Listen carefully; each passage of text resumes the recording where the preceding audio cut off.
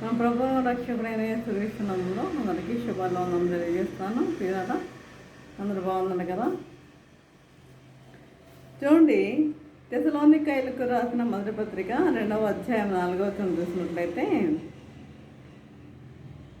సువార్తను మాకు అప్పగించడానికి యోగ్యులమని దేవుని వలన ఎంచబడిన వారమై మనుషులను సంతోషపెట్టేవారము కాక మన హృదయములను పరీక్షించు దేవుని సంతోషపెట్టువారమై బోధించుచున్నాము.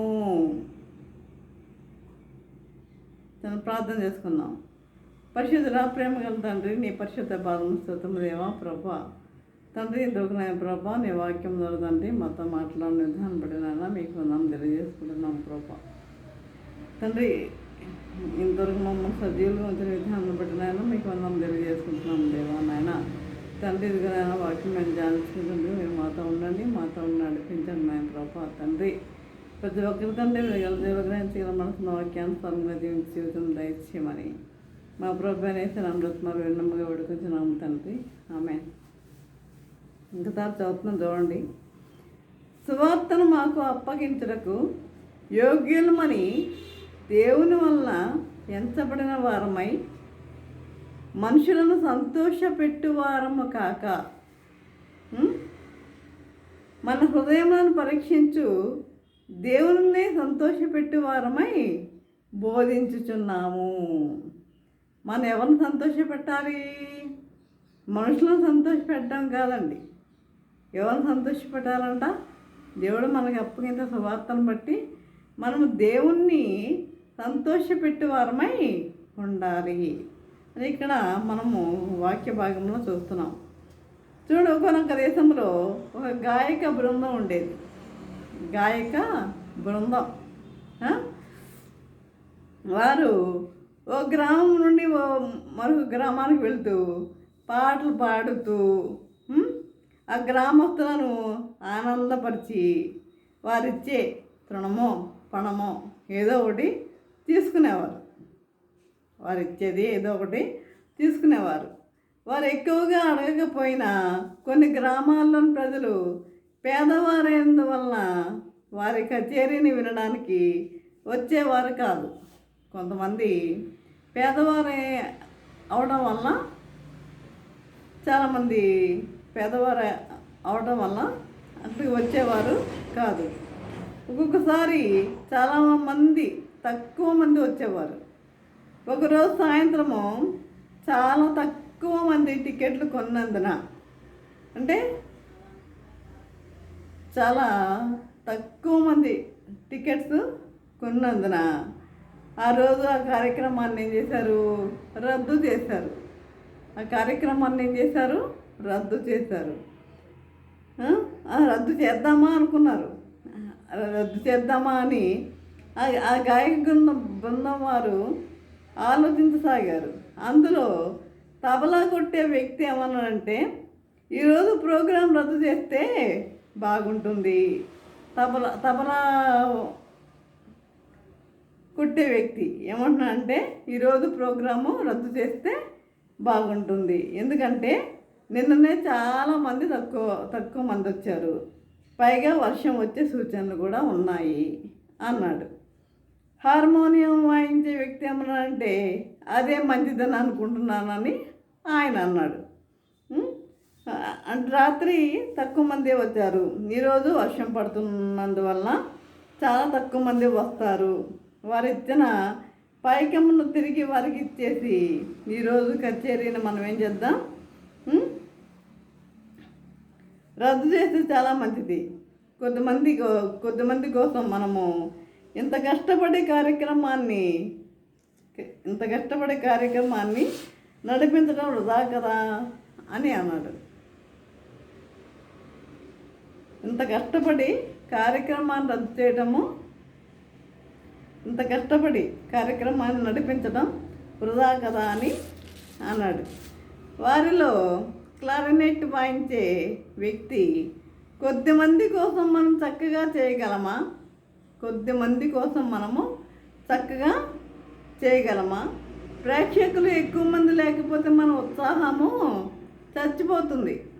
ప్రేక్షకులు ఎక్కువ మంది లేకపోతే మన ఉత్సాహం ఏమైపోతుంది, చచ్చిపోతుంది.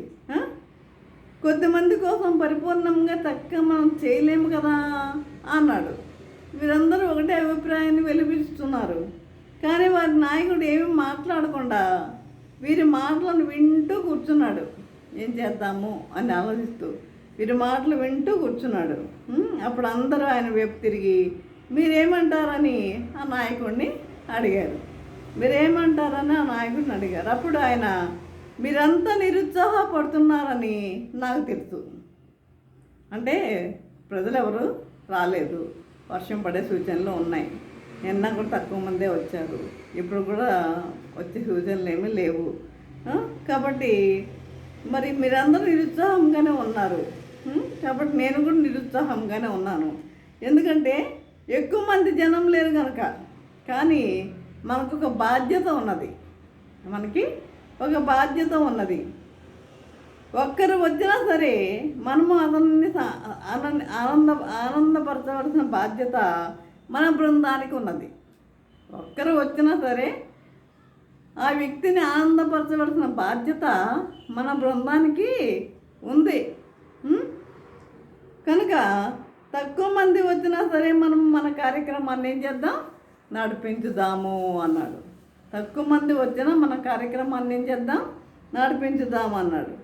మనకి ఎంత మట్టుకు సాధ్యమవుతుందో అంత మట్టుకే బాగా చేద్దాం.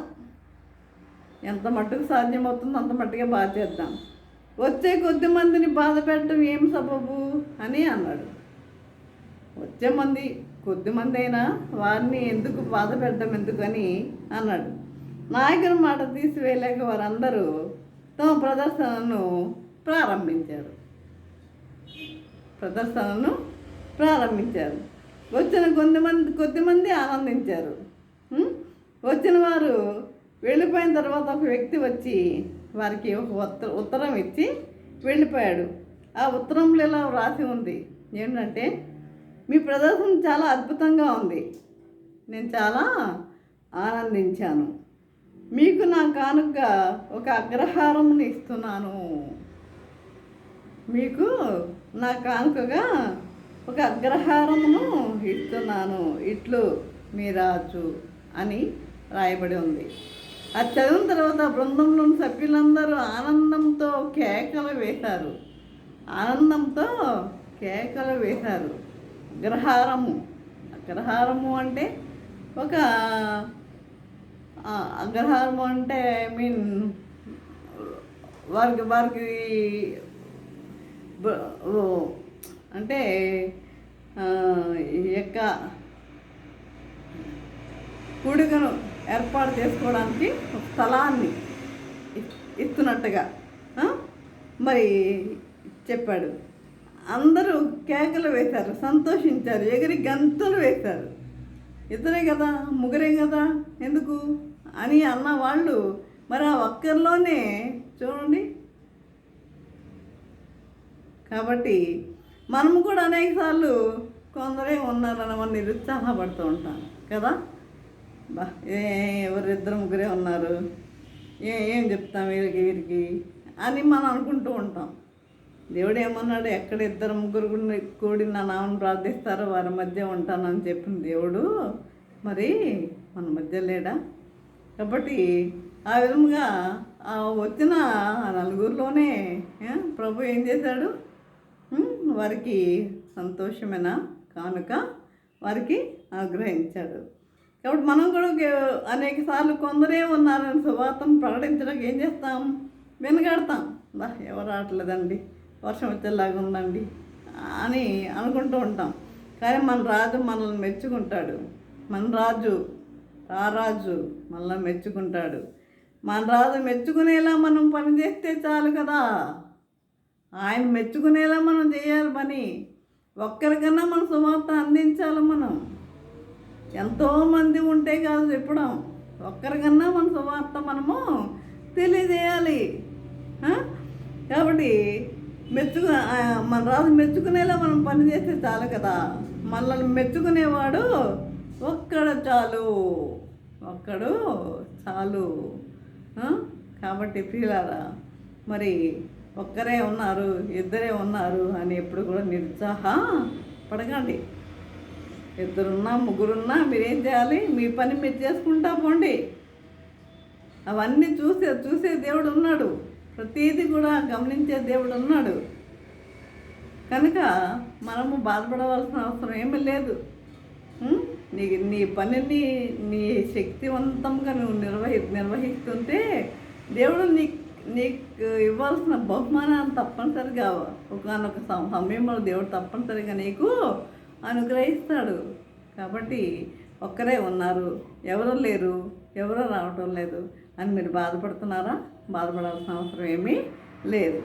కాబట్టి ఈ విధముగా మరి మనము ఒక్కరి కోసం మన సువార్తను మనము ప్రకటించేవారిగా ఉండాలి. ఈ విధంగా జీవించడానికి పరిశుద్ధాత్మ దేవుడు సహాయం చేసి నడిపించను గాక.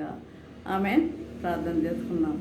పరిశుద్ధ ప్రేమగల తండ్రి, నీ పరిశుద్ధ పాదముస్తోత్రం దేవా. ప్రభా తండ్రి దొరుకున్నాయి ప్రభా, నీ వాక్యం దూరంటే మాతో మాట్లాడిన విధానం బట్టి నాయన మీకు వందనం తెలియజేసుకుంటున్నాం దేవా. నాయన తండ్రి మరి ఒక్కరే ఉన్నారు, ఇద్దరే ఉన్నారు.